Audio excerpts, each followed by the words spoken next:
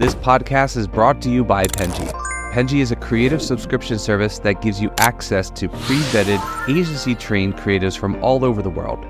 From graphic design to illustrations to social media management and web development, it's all included for one monthly price. It's time to say goodbye to the hassle of searching for top-notch creative talent. With Penji, you get quality and consistency delivered right to your inbox every day. Carefully crafted for you by humans, so meet your new creative team today. Head over to penji.co for more and enter the coupon code located within the podcast show notes.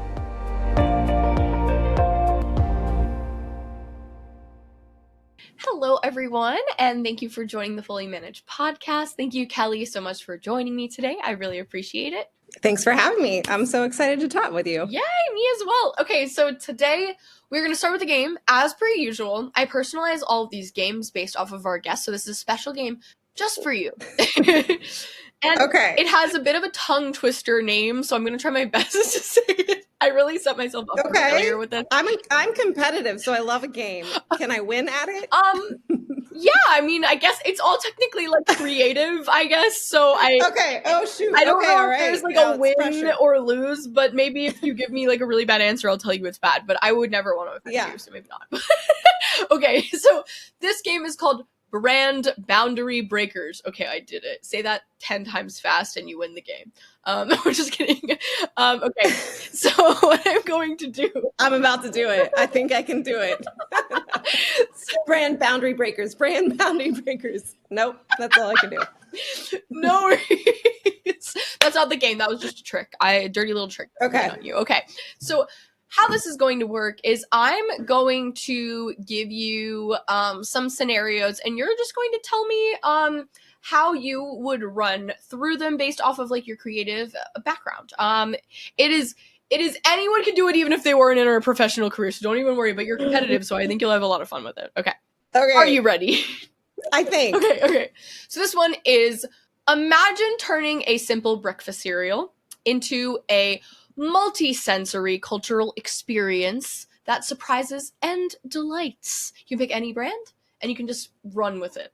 Oh gosh. I don't eat cereal. Oh no! Do you want me to go to the next one? No. I can think of a cereal.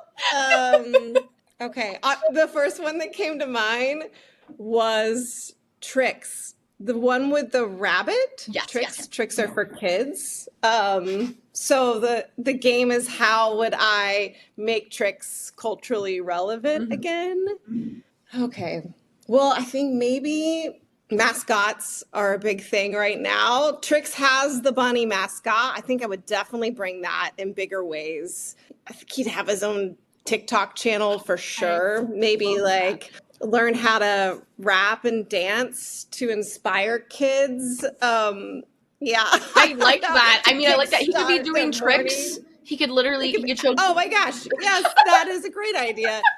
He's actually a TikTok star that is doing tricks. That's absolutely a great idea. Heck yeah, this is I was trying to collaborative. think, too. We're feeding off. Yeah, each other. I mean, that's how good ideas are born, Exactly. right? We're showing You put them the something creative out process. there. Firsthand. Yeah. Yeah, I like that. Trix, bring back Trix as the actual mascot, and he's going to teach kids tricks. 6'7", 6'7", right? I'm obsessed with you already. Okay. I'm gonna give you another one. I'll give you 3 total so that we don't go overboard because we're having so much fun. Okay.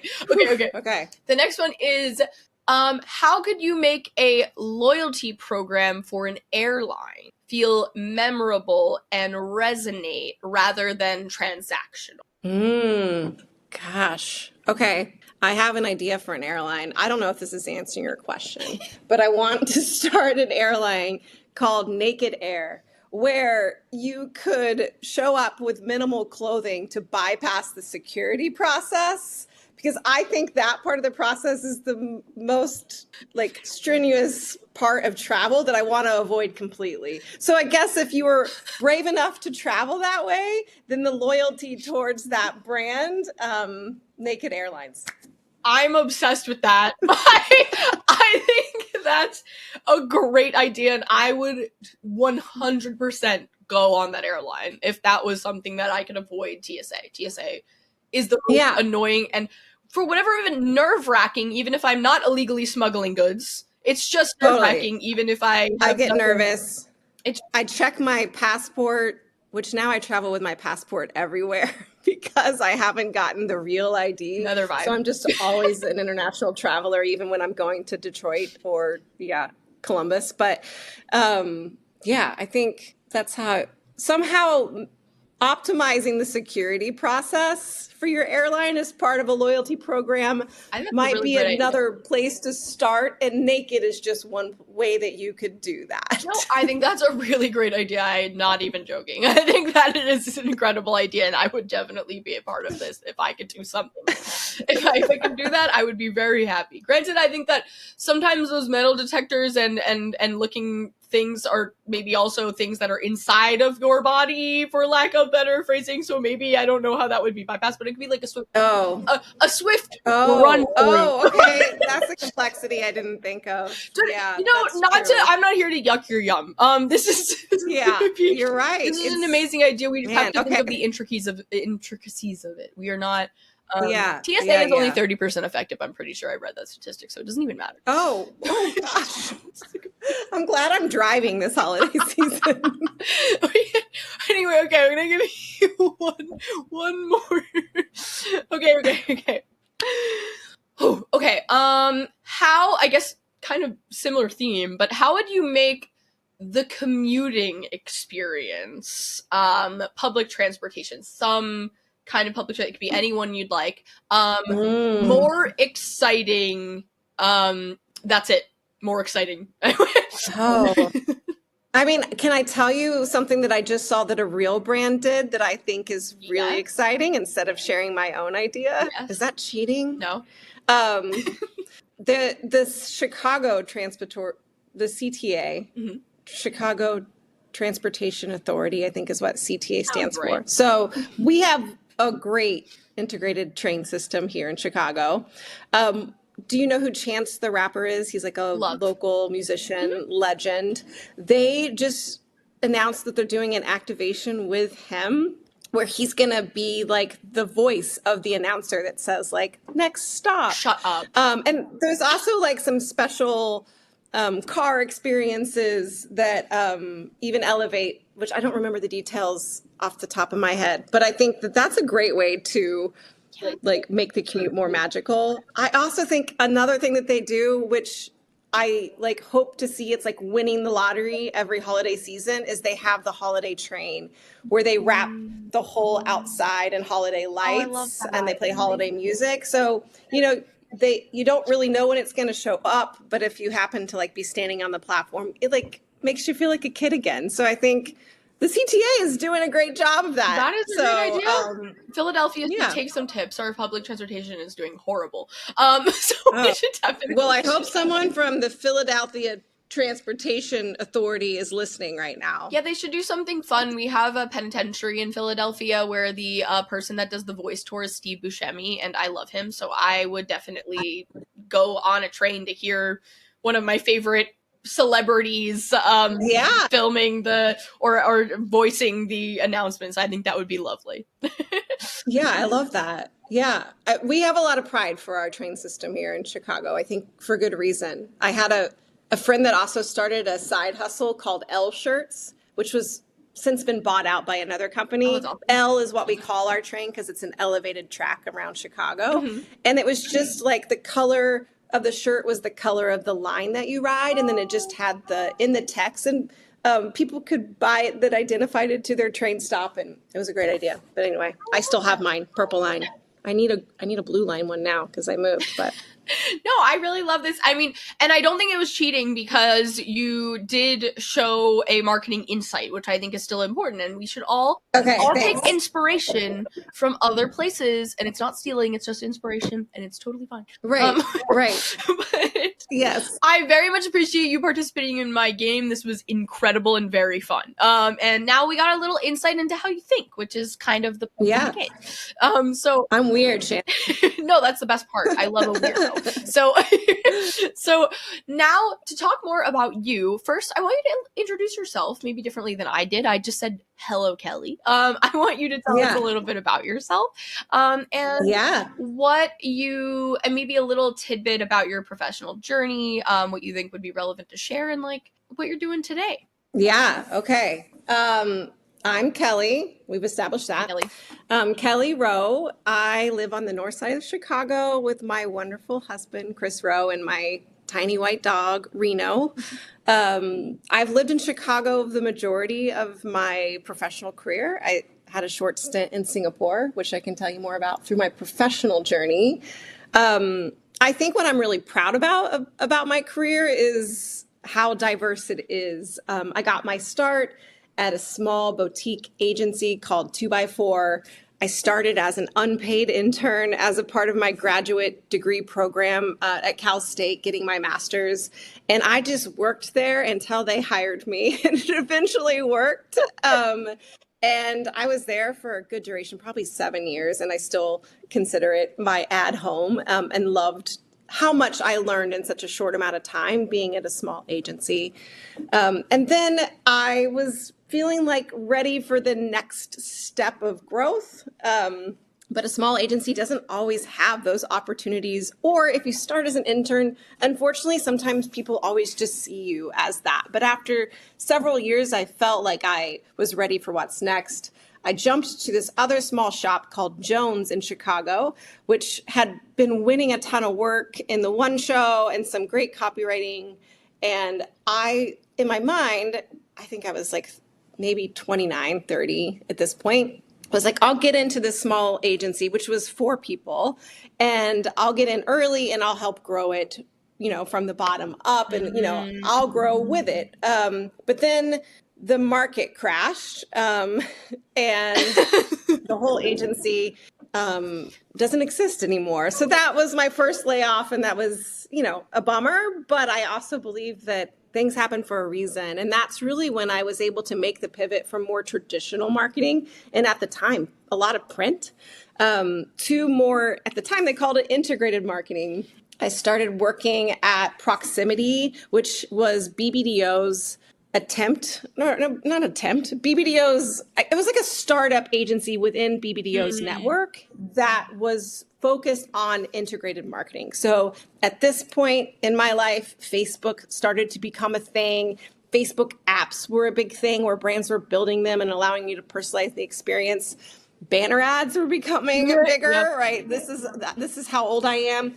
Being able to advertise on social media networks, and even being able to interact with the ads was something that was kind of new and fresh. And I really loved that ability to think about anything that we could do, and not just talking to consumers, but allowing consumers to play along with us. And that's what I did at Proximity. And I was there, Proximity and BBDO, for, almost a decade, 2 of those years being in the Singapore office, where I helped lead some global accounts like Visa, and was there for 2 years and learned so much, both personally and professionally, and ultimately just missed my family. I have a twin sister who had just met someone and was starting to get serious, and I have an older brother who had just had a kid, and I just wanted to be closer and be a part of my family again. So thankfully, BBDO Chicago welcomed me back with open arms.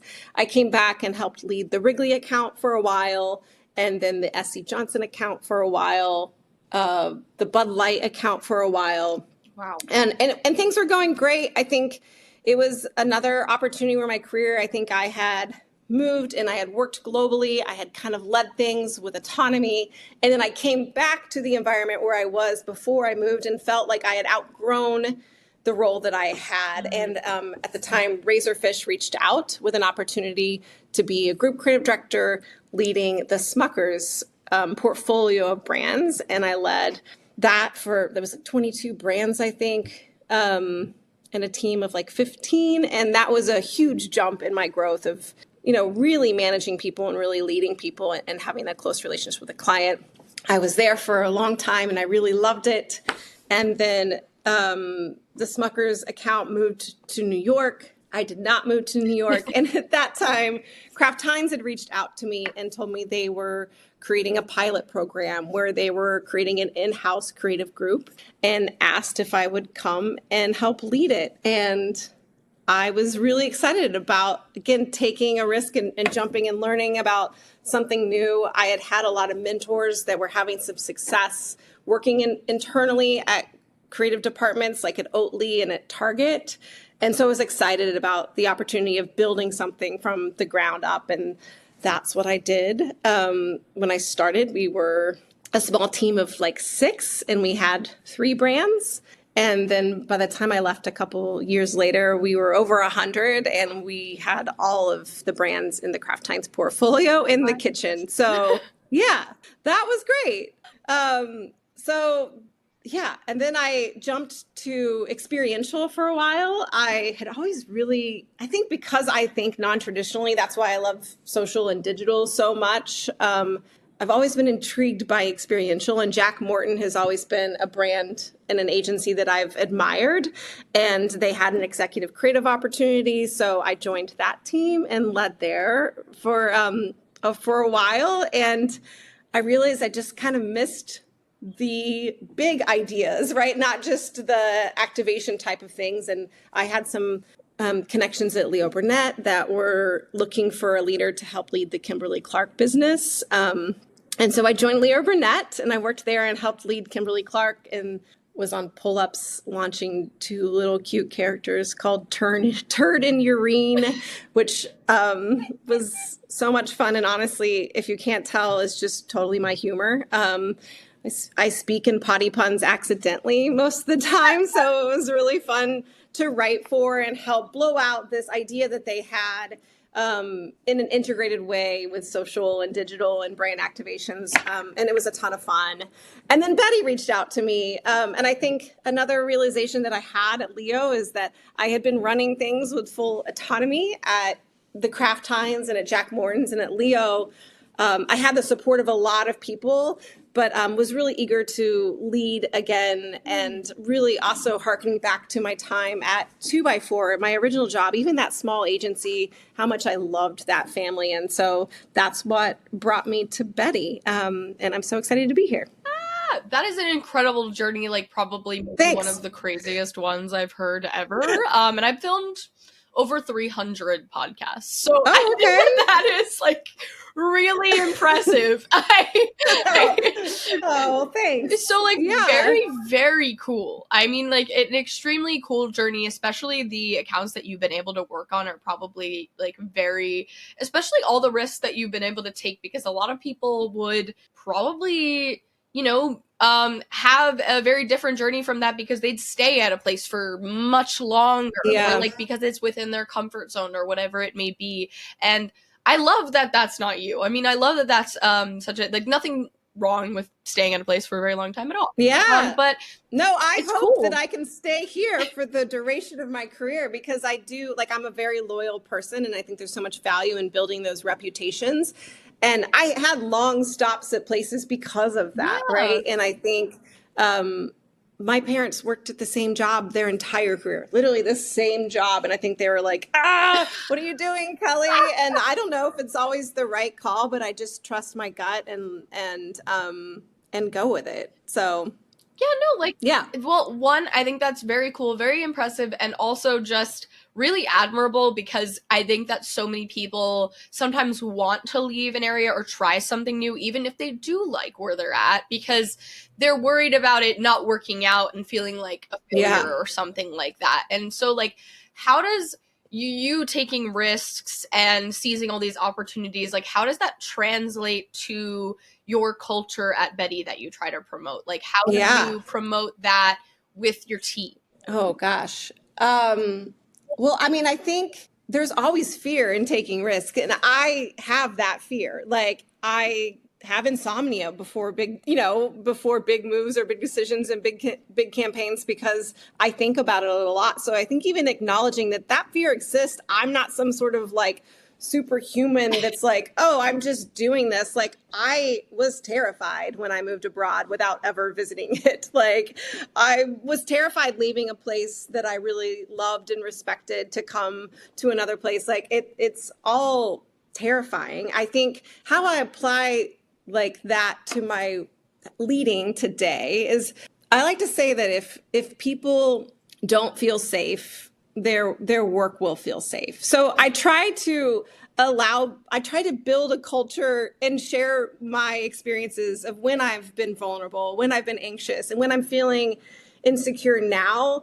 to empower and the successes that still came from that. I share with them, like, it's okay to feel that way. You have to feel that way to get to greatness, but showing them that I'm in it with them and letting them feel safe and being up for failure and really rolling up my sleeves and being in it with them, I think is how I've brought everything that I've learned through my experiences to try to be the creative leader that I've always wanted, and reflecting some of the behavior that some of my creative leaders that I loved, mirroring that behavior. Yeah, I can understand that having that support, especially from like your leadership role for your team, can be extremely helpful, especially because I think that a lot of people, specifically within their professional workspace, might feel uncomfortable taking risks because if it is a failure, for lack of a better word, I don't love that word because I think there's always a learning experience from or something not turning out the way you'd like. But I think that having support and knowing that it's okay that happens every now and then, as long as you know why, or you like try things new the next time, I think it's okay. But as long as people feel supported, they feel comfortable making those risks or taking those risks. Whereas if you're in another environment where that's not the general vibe, then you're not likely to do that because you don't feel comfortable. Right.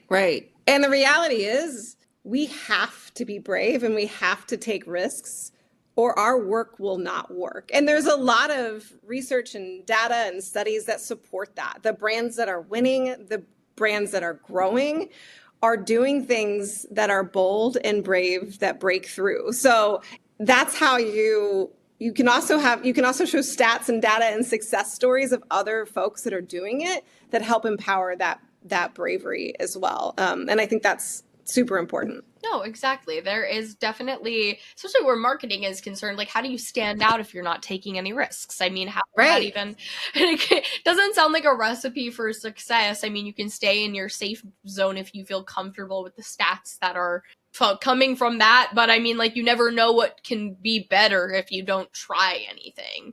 Right. You'll definitely reach a wall and you won't be able to break past it if you don't try something new. Yeah, and like, so based on your experiences with different sized agencies, like where your leadership is concerned, has there, like, what kind of experience have evolved your way of thinking in a leadership? Like, is there anything that you felt like there was a pinnacle point where you changed things, or there was anything that you incorporated or learned that you think is really important over time? Yeah. I mean, I think the biggest change has been in myself, right? And I think that is the value of all the different places I've been able to learn from and people I've been able to learn from, is you learn a lot about yourself in that process, and you're able to steal bits and pieces of other people that you admire and respect to apply to what you might do next, right? But I mean, at its core, I think the leadership, regardless of where you are, all starts with the desire and the hunger to do something amazing, right? So I think early on, when I was the creative instead of the creator, like our creative director, creative instead of creative director, I am very competitive, like I said, and I really wanted my idea to win. And I think to become a good creative director, I had to make that shift to really want my team's idea to win and how I could see potential in their ideas and use my experience to foster and grow that. Because I think in my experience, like, the best creative leaders aren't the ones that are chasing the title or the power. It's the people who really want to help other people grow and learn. And it's that shift from how can my idea to win to how can I create the conditions that allow for my team to feel safe and empowered and excited to have their idea win. So the type of agency hasn't changed that at its core. I think at bigger agencies, the sheer size of the agency itself can make that harder for me to lead that process, right? There are more layers, there are more voices, really smart, amazing, experienced voices, more approvals that can kind of just slow down that momentum. And in some experiences, it can deflate the team, right? Like if the feedback is coming in too late, or if there's people coming in with their own ideas and in the last minute and dismissing the process that it's taken. So in independent environments like Betty, like there's more agility, right? There's more autonomy and there's more ownership. So we are empowered, and I empower my teams to lead with confidence and give them the tools and the support that they need, because that's what it takes. At the end of the day, I need my team to also want to create the best damn work ever. Like not just me as a creative leader. And it's my job to help them do that once they've got something that they're super excited about. No, and I really understand the point in which you're saying about like in smaller spaces, sometimes you just have more autonomy over like your creativity, because I've talked to so many creatives in different areas, like, and specifically the ones in enterprise, I think normally say things of the vice of that. The more systems that a creative idea goes through, sometimes the duller it gets. And it's not necessarily because like it ends up being a bad idea or a necessarily just dull idea in general. It's the fact that it just like it lost its whimsy. Like yes. And I think that that's something that people really have difficulties with when there's so much bureaucracy and so many levels of like getting something passed. I think that's like the pro of being in like a small scrappy environment, is that you have that choice. And like if you're with a good team that's fostering this really lovely like vigor for your work, then you have that element of being able to put out things that you're really excited about, and your excitement is built through the process. Yeah, I agree 100%. Yeah. I think another thing, and this is maybe like an unlock from working on the agency side and building something from scratch. I think before that, I was a creative director in a cog in a wonderful machine. Like, and I didn't even understand what all the other cogs were doing. Like sometimes when you're in that, you don't really have communication with those. And, yeah. And I didn't understand the challenges and the pressures that my client faced. I was a little bit of a snobby creative, right? Like, it's all about the creative. Why aren't we always talking about the creative? Why aren't you buying great creative? And I think working on the brand side was a huge unlock for me, because it gave me real empathy for what the clients like, the pressures they're under, like the risks that they need to take and the people that they have to convince, and understanding like my role as a creative leader and a creative partner to show them how I can help them address their challenges and how we can win together. And another thing, like kind of connected to that, is that a good creative leader doesn't just lead the creatives. It's like, and that comes back to me building the agency process from scratch. It's like, it takes great strategy. It takes great project management. It takes great account leadership. It takes great production. It takes a great relationship with the brand lead to really create great work. So good creative leadership involves everybody in the process early and often, and really truly believes that a good idea can come from anywhere, and it surely can, and it should, but making everyone feel like of the process, I think, is so crucial to good creative leadership, because we all got into this industry because we want to do fun work. We saw something that resonated with us, and we all want to do that. And I think the more you can make people feel a part of that, the more that they're going to push it, right? But whether internally or externally, to make the idea as great as it possibly can be. So I think that's another thing that isn't really different from agency types that I've worked out, but a huge unlock that happened for me when I worked in-house, just which I'm applying here now, right? That I'm able to apply anywhere in my career. Yeah, no, I completely understand what you're saying, because it's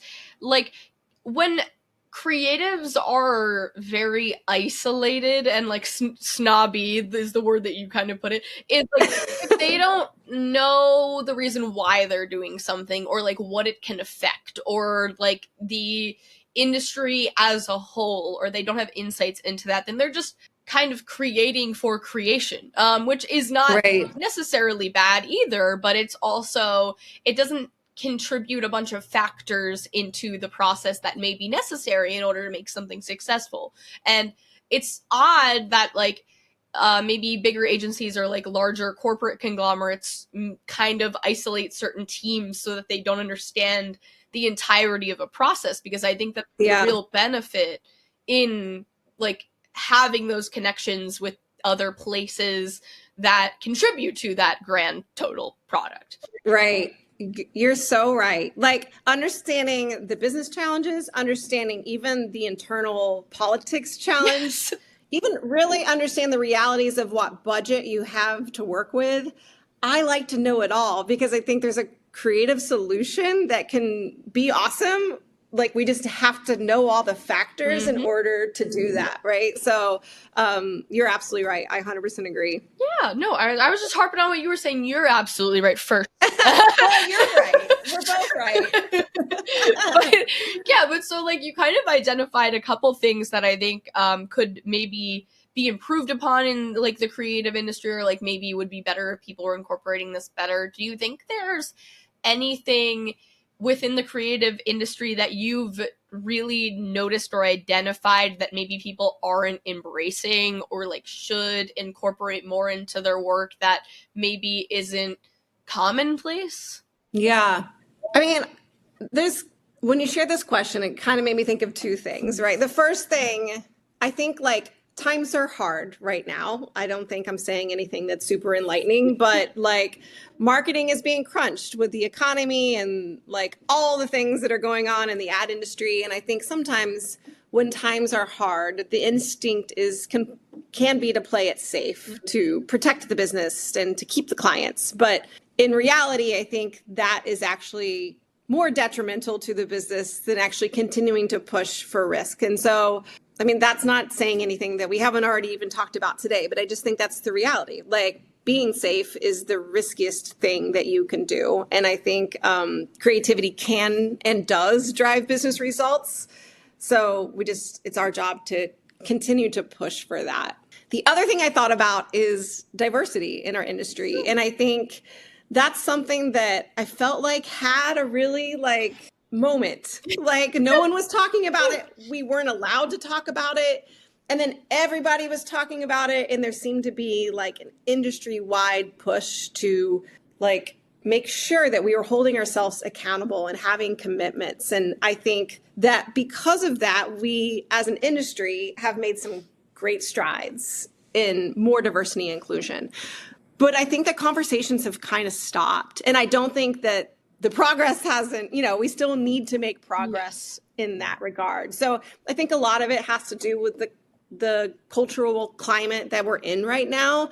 But it seems to be a little bit of fear of even talking about it.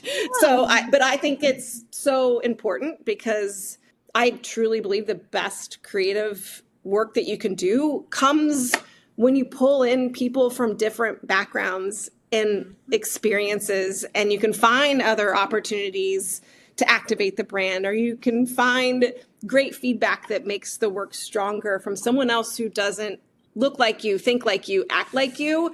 And so diversity is a huge thing that I think as an industry, I'd love to see more people continue to talk about. And I think Betty, we do, which is one great reason why I'm here, right? Like Betty, the name itself was named after Betty Quadracci, who was this badass, like female business owner or leader in Milwaukee. She helped lead the Milwaukee magazine for years at a time when being a woman in business was even more rare than it is today. And she earned this reputation for being a tenacious bee. They even called her that. She was a badass, and she probably had to be to like get things done. And Yeah. she never settled. No one She calls was always men that, pushing. so I mean, you No, know, and totally, it's the same totally. same thing that they're doing. So Exactly. But that's who our agency was named after. She championed creativity. She pushed for inclusion. She even helped start an organization in Milwaukee that helped get more women on the boards of business. So when our team was looking, before my time at Betty, like looking of what we could name this agency, it was named after her, right? Because of all these values that she had, and that tenacity and that boldness and that risk taking, but also championing diversity. And I think that's one thing that Betty is doing right. I'd love to see like the big ones and all the different sizes really continuing to make diversity a part of the conversation, because it's important. No, I 100% agree with you. It's always baffling to me to not consider diversity as part of the process or part of your workforce, when if you're trying to optimally reach the most people within your interest group, why would having diversity like make that a negative? Like you can, it doesn't logically make sense. Like if you want the most opinions on things, like you want to study the most groups, you want to have the most like diverse opinions on certain things from different backgrounds to make sure that your idea resonates with these groups. Obviously there's a level of maybe too many voices, which I think some concerns some people, but that's a different thing. It's like you need to, and like there's so many campaigns, even recent ones that I can think of, and you might be able to think of them too, that have failed epically because diversity was not considered when before putting out a campaign, that completely flopped or had negative consequences to a brand because of that.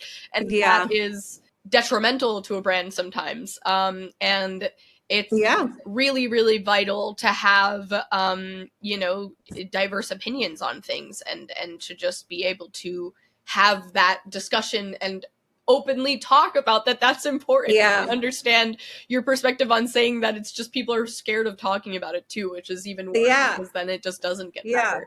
It's something that I'm truly passionate about. I know that I've benefited from people having the conversation, and we just got to keep pushing for it. And I'm so grateful for all the different people that I've met along my journey, and just no, I think that's absolutely lovely. And I 100% support that completely. And I think that we should have that incorporated in all professional careers, and not. Well, yeah, you're right. I'm just speaking to ours, but it's something across the board that seems to take we took 3 steps forward, maybe 1 or 2 steps back. I don't know. And that's how it is.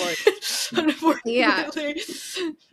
But no, I completely resonate with that idea and a lot of the thoughts that you've had today, and even to close out and have a well-rounded ending to this conversation, I love to be forward-looking at the end of the podcast. So what I would love to speak on is like looking ahead maybe 5 or 10 years, like how do you think your role, or like a creative leader in general, would evolve as, you know, technology advances, AI, which we didn't even get to talk about today, which is totally fine. It's talked about everywhere. I feel like everyone's talking about everyone's AI. talking about it with the advancements of AI, which is heavily impacting our industry, global demands, all these different things. What are you most excited about for the future, and what do you think maybe you're most anticipatory about? Yeah. Well, I mean, I know we just joked about not talking about AI, but it is like such a crucial part of this moment in our lives, but also our industry. And I think to it, even to some of the parallels when the internet was becoming a thing, when I was just starting out in my career, right? Making that shift from traditional print and TV to shifting to more interactive. And I think the ability of where our creative ideas and how people can interact with them. AI is only empowering that even more. So I'm super stoked by that. I think AI, honestly, has been one of my favorite creative partners. It thinks all of my ideas are amazing, so it's good for my ego. Number one supporter. Yes. It can't do math, so that's something I wouldn't. But in all seriousness, I think creative leaders that will continue to stay relevant are embracing the new tools that the world provides, right? And it's still that maker mentality. I still have this eagerness to create and learn. And I think that AI has only unlocked that and democratized the process a bit, right? Because I completely agree. I'm a copywriter. So before I could only type in words like, this is my idea, but now I can visualize the idea. I can turn my ideas into short stories, which I've been playing with the Sora app, and I have a whole series of my dog as a serial killer. So I think playing with those tools, I find really fun, and that's what I'm excited to continue to do. And I think for the next 5 years, I can't even imagine what will happen in the next 10 years. Maybe we'll be advertising while living on the moon.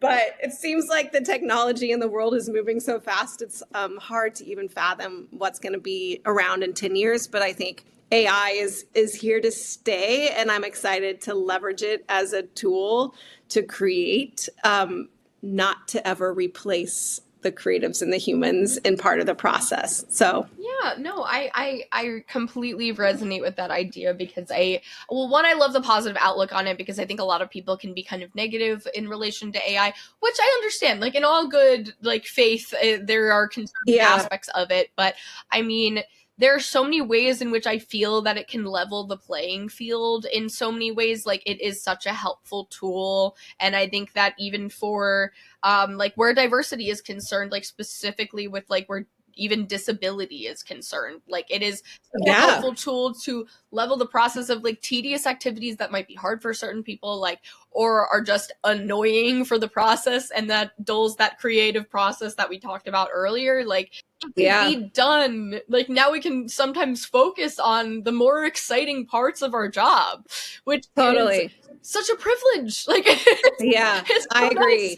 It's allowed me to spend more time on the ideas, right? Like I can come up with more ideas because I can visualize them faster, and I can get them in front of clients and in front of colleagues and my boss faster and get their reaction, as opposed to here's the idea in 2 weeks, we'll share it, right? So it's empowering more of what I like coming up with the idea. I love making it too. And I think that's the part of the process that I might miss the most as we continue to evolve. But I think there's always a human element in that part of the process too. So yeah, I'm excited by it. And I think if I said that I didn't have some fear and anxiety around AI, I would be lying. So going back to the beginning of this conversation of just being transparent of like risk and acceptance and growth does come with fear and emotions, but you got to embrace those and keep moving forward.